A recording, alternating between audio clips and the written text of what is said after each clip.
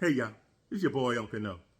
Well, right now I'm Chef No. I'm getting ready to go teach culinary arts class. I'm trying to hide here because I got to finish getting dressed. But I wanted to take a moment out to answer somebody's question that's really dear to me, and I didn't want to leave them hanging. But they asked an interesting question. They were talking about people who read the Bible, don't really believe in the Bible, but they read it, right?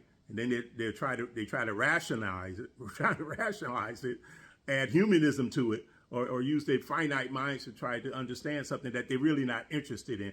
And so the question posed to me: how can you propose that or present that from a chef's perspective? Interesting question. I thought about it for a second, and I was like, well, the Bible's like a cookbook, right? And in this cookbook are recipes and instructions. And if you follow those recipes and instructions, then you are going to be successful at what you're doing.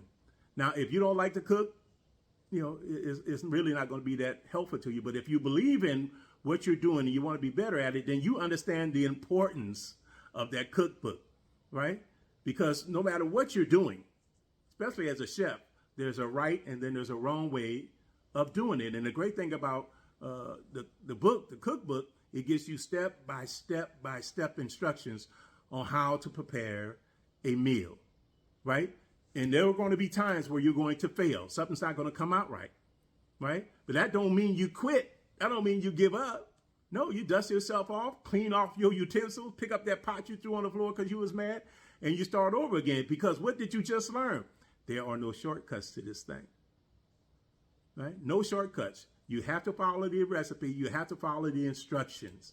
And if you do those things, you're going to be successful.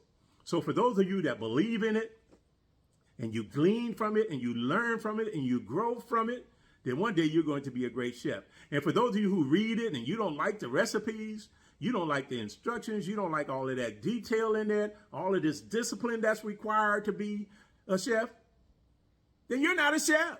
You shouldn't be cooking. Stay out of the kitchen. Read a comic book. Do something. That's all I got to say about that.